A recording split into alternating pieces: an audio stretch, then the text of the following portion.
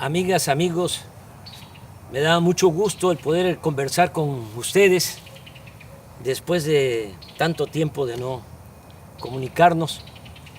La verdad me da mucho gusto, mucha felicidad el poder platicar con ustedes.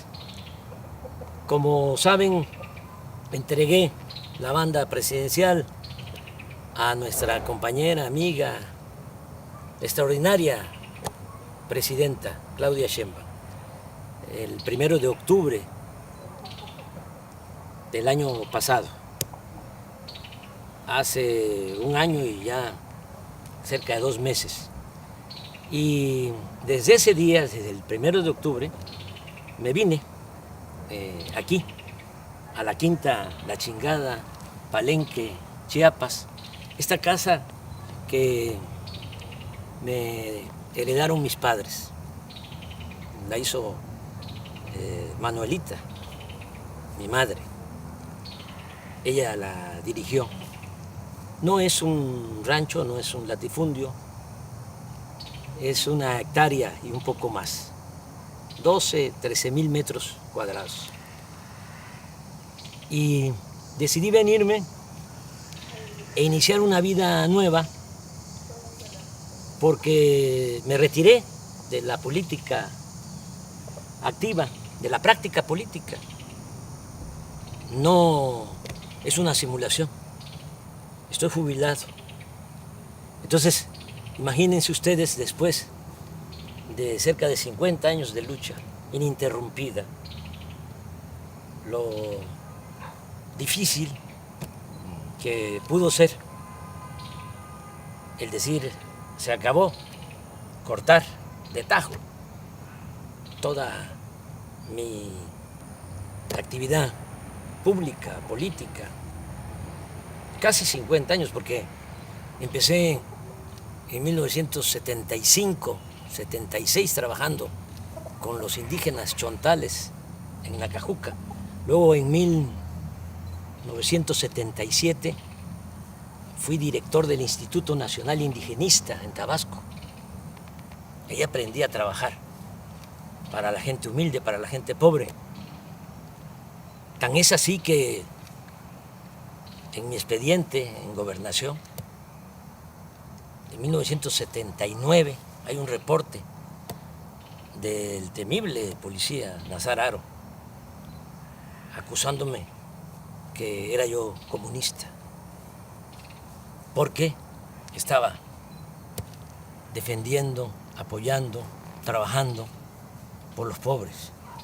Así comencé y así terminé, porque concluí mi mandato como presidente y logré, junto con millones de mexicanos, ustedes y muchos, algunos ya se nos adelantaron, pero logramos el inicio de una transformación.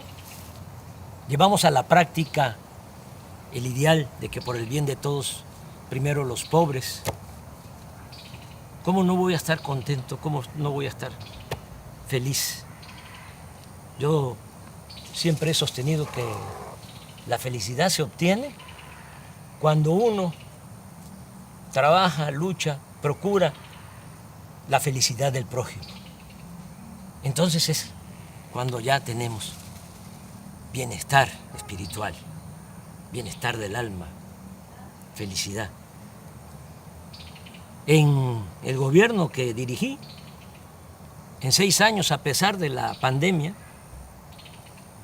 con todos los daños, con toda la tristeza que nos dejó esa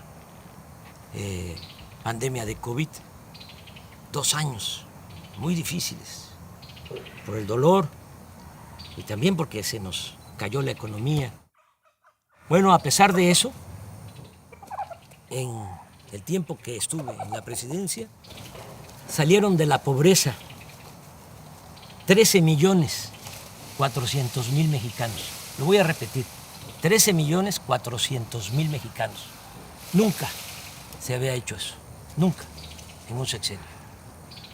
Es un gran orgullo.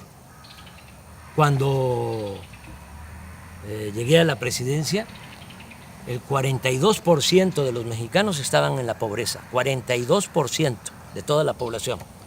Cuando dejé la presidencia, ya había bajado, la pobreza se había reducido al 29%. Y hay otros datos.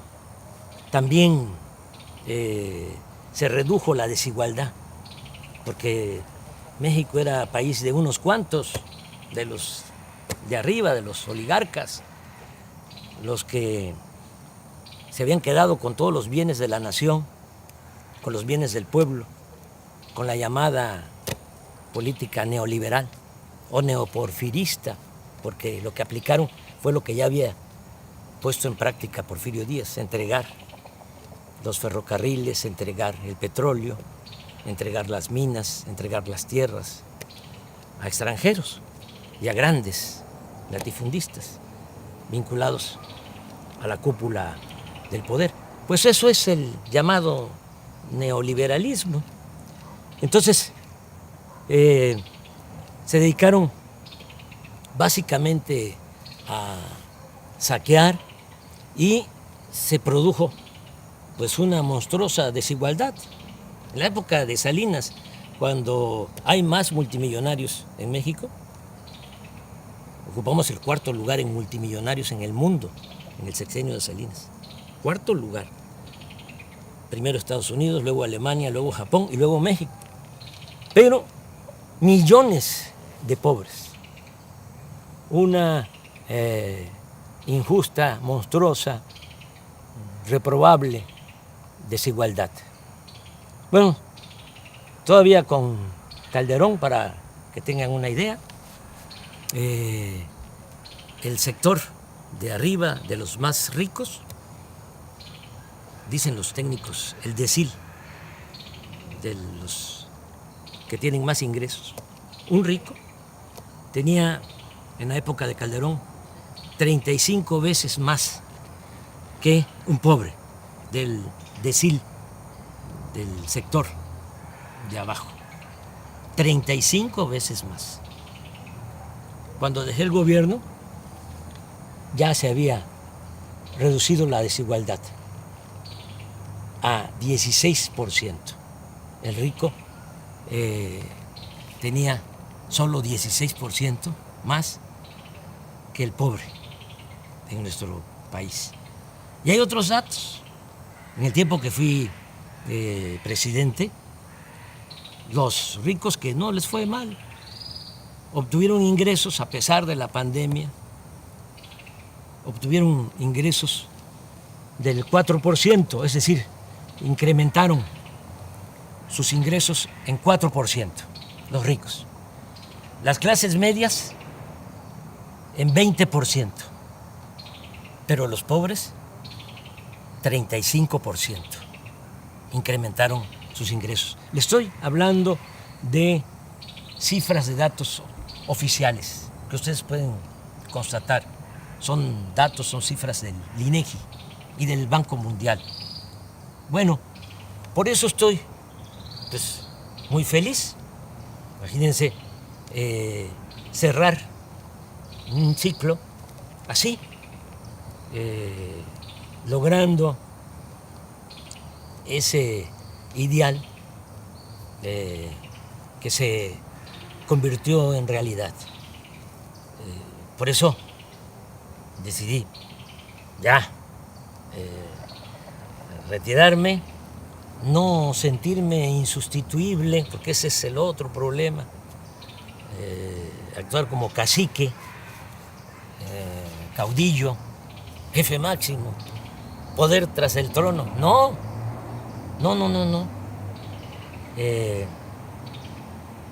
Hay que hacer valer la democracia y nosotros en nuestro movimiento, este movimiento impulsado por millones de mexicanos, pues tuvimos la enorme dicha de que quien me sustituye en la presidencia es una mujer excepcional, y continúa la transformación. Bueno, les decía yo que no era fácil, ¿no? Es decir, hasta aquí y me voy a dedicar a otra cosa. Pensé a qué dedicarme y decidí dedicarme a hacer teoría, a escribir. Siempre he sostenido que la política es pensamiento y es acción. Yo sí, desde luego, que pensaba y tengo ideales, tengo principios, que eso es lo que me mueve, pero fundamentalmente fui un hombre de acción en mi quehacer público, político. Y ahora estoy escribiendo, estoy haciendo teoría. Es teoría y práctica la política. Pues ahora no estoy en la praxis, no estoy en la práctica, estoy en la teoría. ¿Haciendo qué? Bueno, pues fundamentando lo que hicimos. ¿Cómo le llamamos a lo que se está aplicando en México? Ya sabemos que existe el neoliberalismo, decían que no había de otra, claro que sí hay de otra. El neoliberalismo es el robo descarado, es el gobierno de una minoría, es el gobierno al servicio de un comité de potentados. Eso era el gobierno antes del inicio de la cuarta transformación en nuestro país. El pueblo no les importaba. Pero, ¿qué fue lo que nosotros hicimos y cómo lo vamos a conocer? ¿Cómo se va a llamar? ¿Cómo se bautiza? Entonces yo he propuesto que sea humanismo mexicano. Y el humanismo mexicano tiene dos pilares. Uno es el cultural, la grandeza cultural de México. Como decía el maestro Bonfil Batallas, el México profundo, las civilizaciones olvidadas, negadas. Y eso es lo que nos da nuestra fortaleza, eso es lo que nos da nuestra identidad, nuestra democracia, nuestra idiosincrasia, el México profundo. De ahí venimos y quise trabajar sobre la historia cultural de México, porque la historia que nos han contado desde hace siglos es una historia falsa, simulada. Y el otro pilar del humanismo mexicano, pues es la fecunda historia política. Ese es el siguiente trabajo. Ya les presento el primero, el que tiene que ver con la grandeza cultural de México. Así se llama, grandeza. El que viene para el año próximo se va a llamar gloria, porque es grandeza y gloria.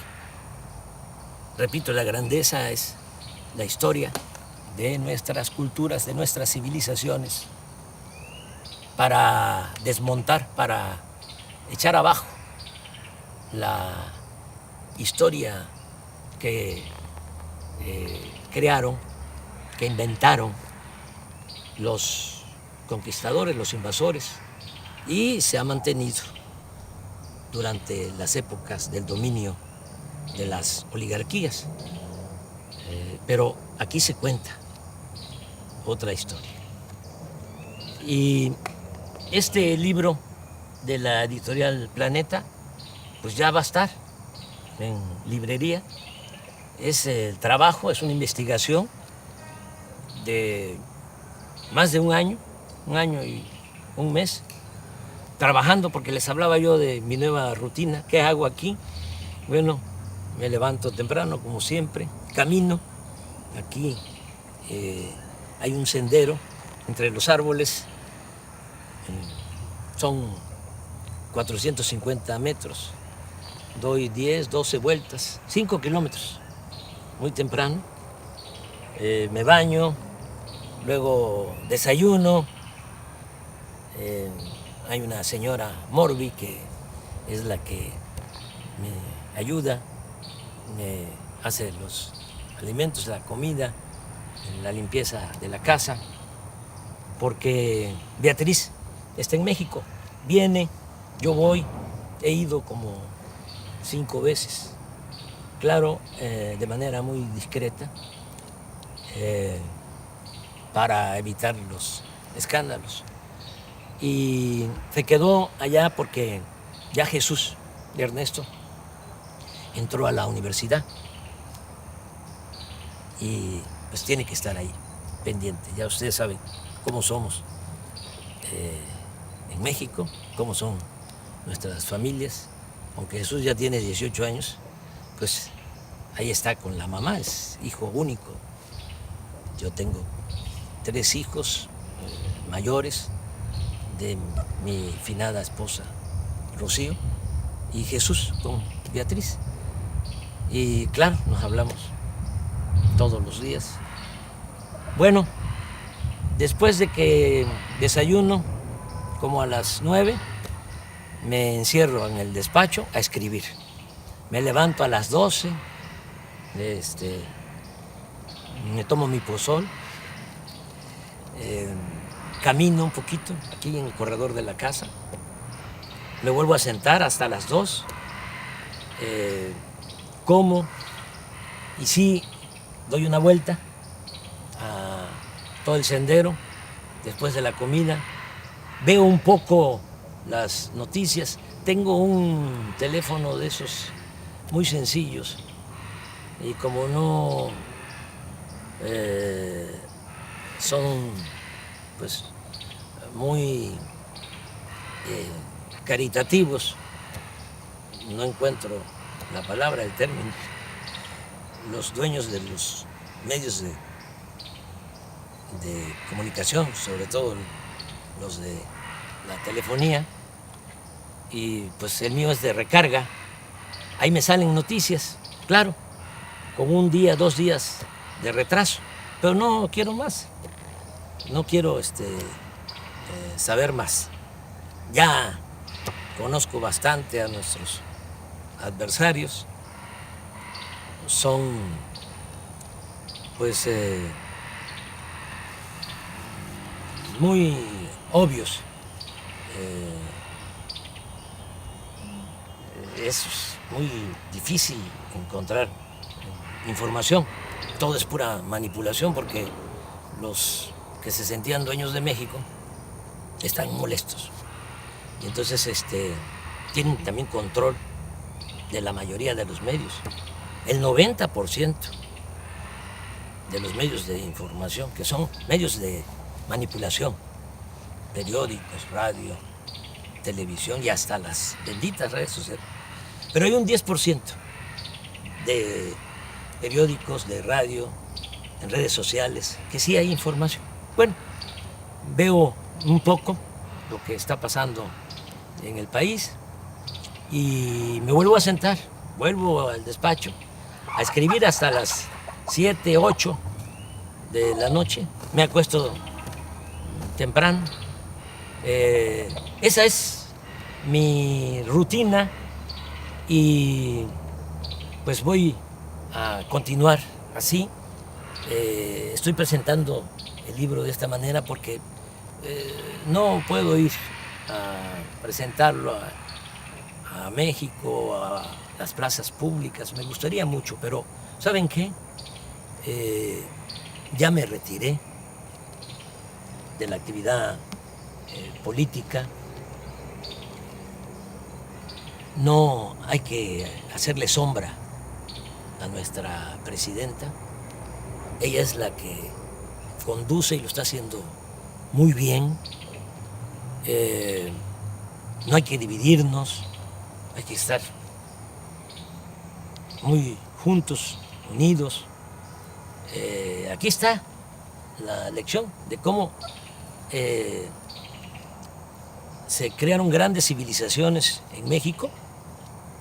Esta civilización, la gran cultura olmeca, cultura madre, que floreció 1000 años antes de Cristo y nos dejó la invención del calendario, del cero, de la escritura, y estas piezas, cabezas colosales de basalto, imagínense la organización que tenían, la organización social, política, que estas piezas son de 25 toneladas aproximadamente, basalto. Y el basalto lo trasladaban desde la Sierra de los Tuxtla, en Veracruz.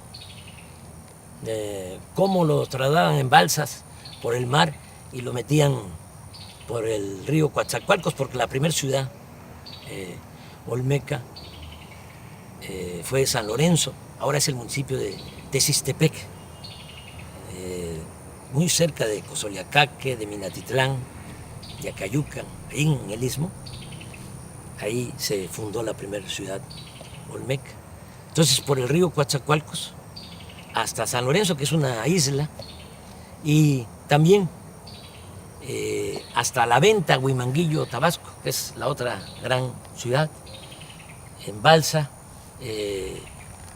todos estos fragmentos de piedra para que los artistas olmecas esculpieran, hicieran estas grandes cabezas colosales, y también un arte fino, porque hasta lo pequeño es hermoso en las grandes civilizaciones que florecieron en nuestro país, las ofrendas con personajes pequeños de jade, porque a diferencia de Europa, a nosotros nos gustaba más, a nuestros antepasados, el jade que el oro. Lo que ponía loco a los europeos y a los españoles era el oro. Por eso fue la conquista, porque traían hambre de oro, codicia de oro. Cortés una vez señaló, porque le preguntaron cuando Moctezuma les entrega a él y a sus huestes oro. Entonces los soldados conquistadores empezaron a gritar y a brincar, dice la crónica, como monos. Entonces le preguntaron a Cortés que por qué les importaba tanto el oro. Aquí el dinero, la moneda era el cacao, y desde el punto de vista artístico, cultural, era el jade. Y la respuesta de Cortés fue: porque nosotros tenemos una enfermedad del corazón que solamente se cura con el oro. Entonces, era otra cosa. En el México prehispánico no había esa codicia, no había esclavitud, la tierra era comunal y había mucha, pero mucha fraternidad, lo que se conoce como solidaridad. En la familia, familias integradas, solidarias, fraternas, hasta la fecha, pues es todo lo que heredamos. Esto es lo que hicieron los olmecas, pero aquí viene también lo que hicieron los mayas, que mejoraron lo que habían iniciado los olmecas en la ciencia, en el arte, en la cultura. Van ustedes a Palenque y van a encontrar el Templo de las Inscripciones, que se hizo para sepultar a Pacal, el principal de Palenque. Como ya se pueden descifrar los jeroglíficos, ya se sabe que ese personaje se llamaba Pacal, pero imagínense, hacerle un gran monumento, una pirámide. Primero la tumba, con una lápida bellísima, y después de la tumba, el templo de las inscripciones, monumental. Vean eso y vean también en Palenque cómo desviaron un arroyo para meter agua, un acueducto embovedado por en medio de la ciudad. Y volteen a ver el palacio de la zona arqueológica y van a ver cómo están los techos, las bóvedas, con arco falso, porque no había fierro para hacer las estructuras, las cimbras, sino era la matemática, las piedras que iban uniéndose poco a poco, en equilibrio, hasta que se cerraban. Esa era la arquitectura. Estamos hablando de lo mejor del mundo en esa época. Los mayas en el periodo clásico logran toda esa civilización, logran toda esa creación del siglo IV al siglo IX. Si van aquí cerca, a 100 kilómetros, está Bonampak. Aquí está en el libro, quise poner un fragmento. Los murales de Bonampak. Estos se hicieron como en el siglo VII, siglo VIII. Cuando se pintan estos murales, los pintores mayas de estos murales no los había en ninguna parte del mundo, no los había en Europa en ese siglo, y pasaron siglos para que el arte de Europa igualara al arte de los olmecas, de los mayas. Y lo mismo con los zapotecas de Monte Albán, mixtecos, también de Oaxaca, los teotihuacanos, la ciudad de Teotihuacán llegó a tener 85,000 habitantes. Y desde San Lorenzo, la primera ciudad olmeca, decía yo, que se funda 1000 años antes de la era cristiana, ya tenía drenaje. Ya hablé de Palenque, que tenía acueducto, que tenía drenaje. Desde luego, Teotihuacán, drenaje. Xochicalco, en Morelos, drenaje. Todas las ciudades. Tenochtitlán, de los mexicas, hasta los que la destruyeron, los conquistadores, quedaban admirados de la grandeza de Tenochtitlán. Estaban destruyendo, decían ellos, la más bella ciudad del mundo. Bueno, pero ¿qué pasó? ¿Qué pasó? ¿Por qué eso no se sabe?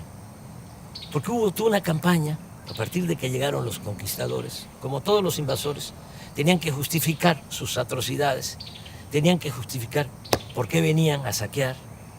Y entonces echaron a andar una campaña, una propaganda negra, hablando de que los indígenas debían ser esclavos,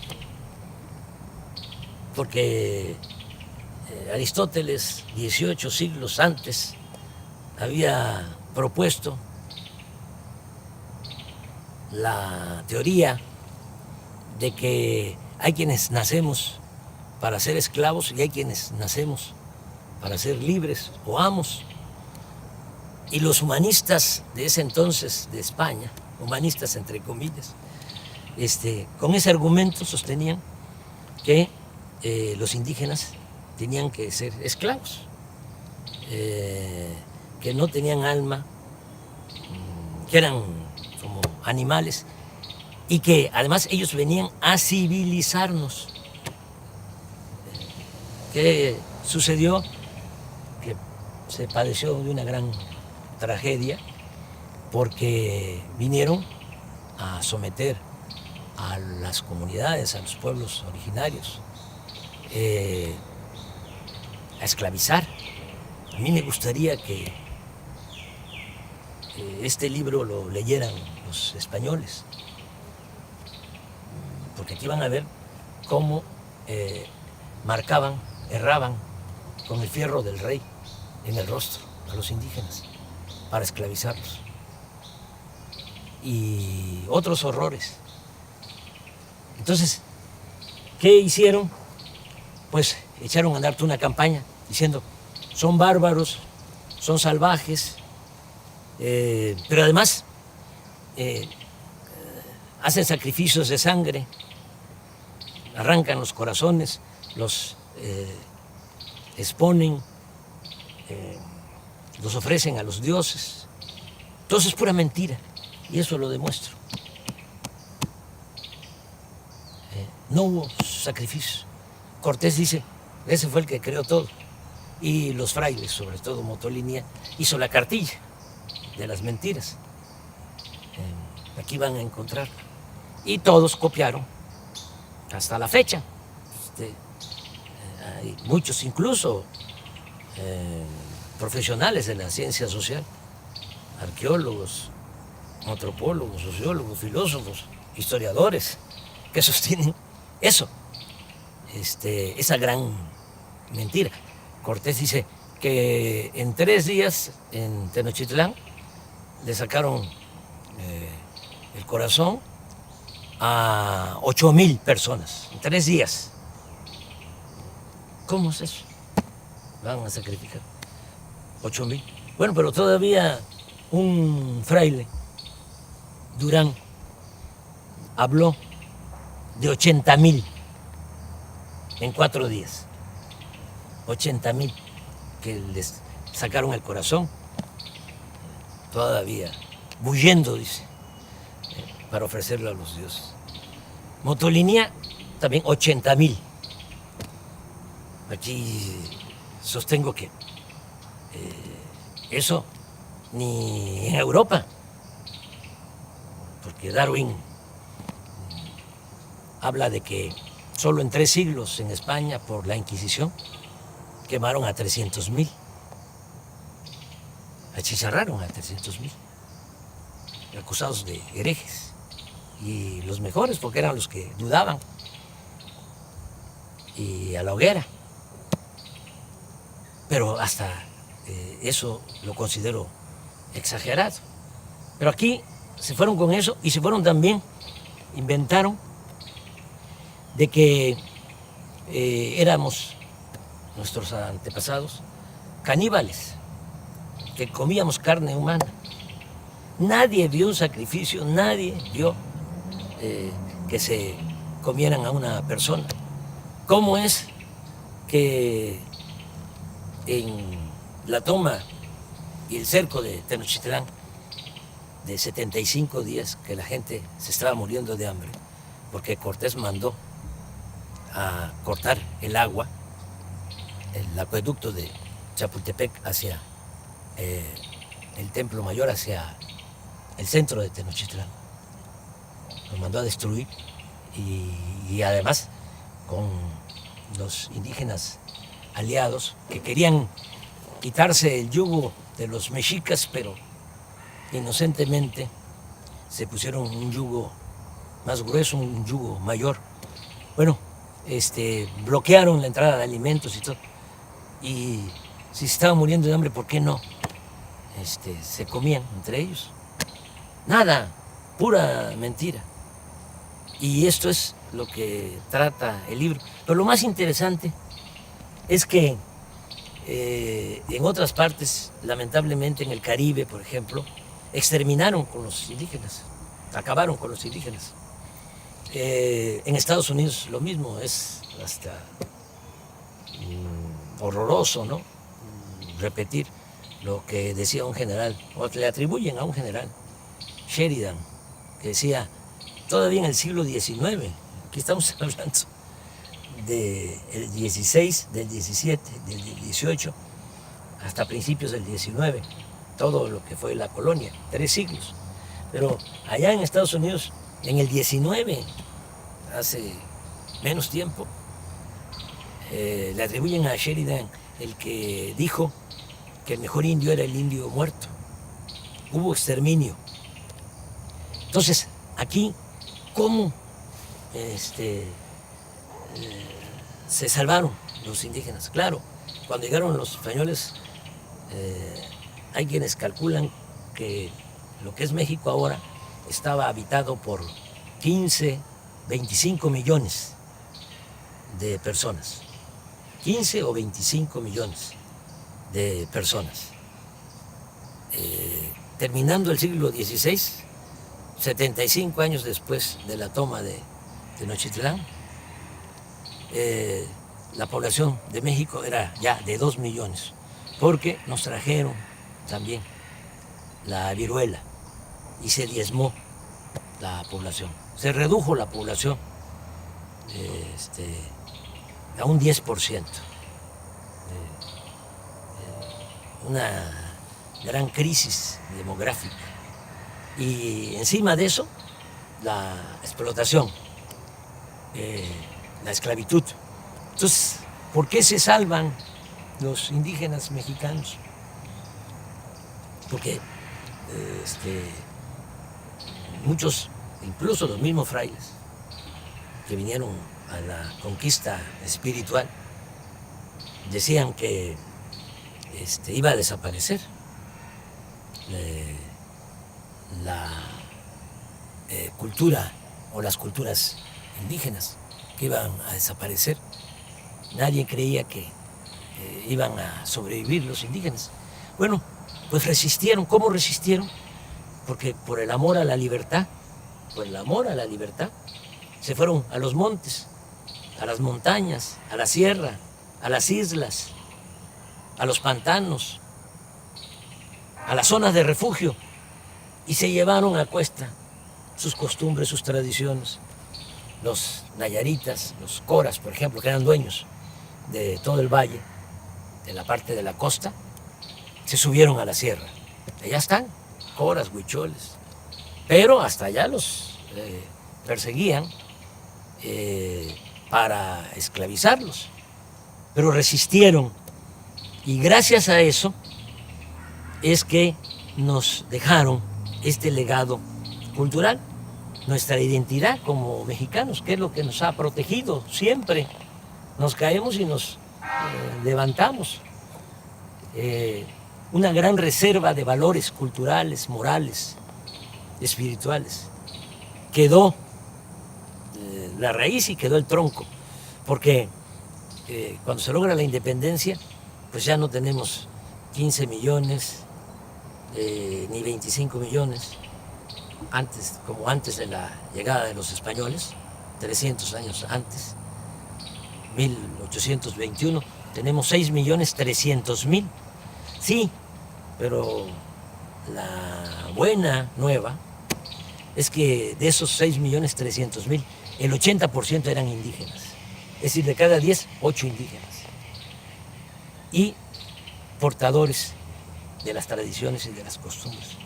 Y eso es lo que nos ha servido como escudo, es lo que nos protege, porque el mexicano es trabajador, el mexicano es honesto. La corrupción la trajeron los españoles, lo pruebo. Aquí no había codicia, no había robo. Las casas no tenían puertas, no tenían ventanas.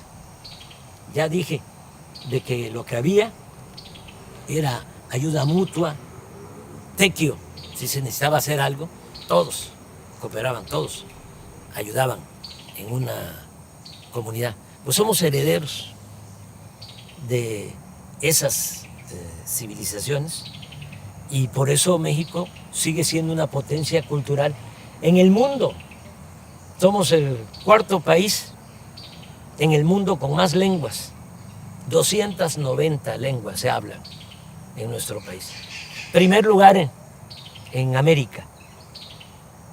Todo esto lo van a encontrar aquí para sentirnos orgullosos, porque con toda la campaña de difamación se desató el racismo. Y todavía, ¿no? Se escucha indio patarrajada, indita, naco, cuando deberíamos estar orgullosos de nuestro pasado. Sobre esto trata el libro y muchas otras cosas. Les va a gustar, estoy seguro. Les va a llevar tiempo, porque sí, por más que quise resumirlo, el original eran 1000 cuartillas, el libro tiene 600 y es una investigación. Y tengo que fundamentar todo lo que aquí sostengo. Entonces, se los recomiendo y, como les decía, ya para el año próximo viene Gloria, que es la historia política desde la independencia hasta la transformación. Ya para concluir, porque se nos está haciendo tarde, ya va a entrar la noche, comentarles que hay que estar apoyando mucho a la presidenta. Es la mejor presidenta del mundo. Tenemos esa enorme dicha. Vean cómo son los presidentes, los jefes de Estado en otros países y comparen. Además, fiel al pueblo, fiel a los principios de la transformación, sosteniendo que solo el pueblo puede salvar al pueblo. Solo el pueblo puede salvar al pueblo. ¿O no es cierto? Van a salvar al pueblo los de arriba, los ambiciosos, los que están enfermos de poder y de dinero sobre todo. No, es el pueblo el que salva al pueblo. Y con el pueblo todo y sin el pueblo nada. El pueblo es el que manda en la democracia. Y por el bien de todos, hasta de los ricos, por el bien de todos, primero los pobres. Si no se atiende a la gente humilde, a la gente pobre, no se logra la paz. La paz es fruto de la justicia. Y nosotros tenemos paz y hay estabilidad política. Nada más que como puede más el sectarismo, el dogmatismo, el fanatismo de nuestros adversarios, puede más que el sentido común, no internalizan nada, ¿no?, de lo que se ha hecho y se va a seguir haciendo. Y hay que apoyar mucho a la presidenta, porque todavía es temporada de sopilotes. Y hay buitres, y hay halcones. Aquí no, aquí hay pajaritos, mire. Y al rato vienen las guacamayas, y vienen tropas de monos, de zaraguatos. Esta es mi vida, pero regresando, apoyar mucho a la presidenta. Yo no voy a recorrer el país, les comentaba, para presentar el libro, porque voy a seguir retirado, jubilado. Solo saldría a la calle por 3 razones. Una, si atentaran contra la democracia, como lo hacían antes, decían los grandes fraudes, ¿no?, los potentados, los oligarcas, con los corruptos, para que el gobierno estuviese a su servicio. Y eso ya no se puede permitir, de ninguna manera, porque para el pobre tiene un significado distinto la democracia. Para el pobre la democracia es la sobrevivencia, es poder mantener a la familia, tener ingresos para garantizar la salud, el estudio de los hijos. Para el que tiene recursos puede ser un deber cívico y no pasa nada. Por eso hay quienes votan por los candidatos o candidatas más guapas o más guapos. Pero para el pobre es su sobrevivencia. Les estoy diciendo que es la mejor presidenta del mundo, Claudia Sheinbaum, y un conservador, seguramente ahorita sí ve esto que estoy diciendo, escucha esto que estoy expresando, diría no. El mejor presidente del mundo es el de la mano dura, una mezcla de Franco con Pinochet, con Díaz Ordaz, con Salinas, que convierta al país en una cárcel. Ese es el que necesitamos.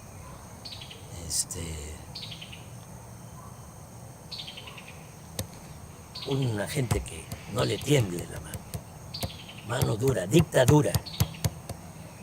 O otro presidente, acabo de escuchar, leer a un texto de un presidente, una declaración, diciendo, hace como un mes antes de una elección que hubo en el sur de nuestra América, de que él no iba a darle ningún apoyo a los discapacitados, porque ese era un problema de los discapacitados, eran libres y ellos tenían que resolver su problema.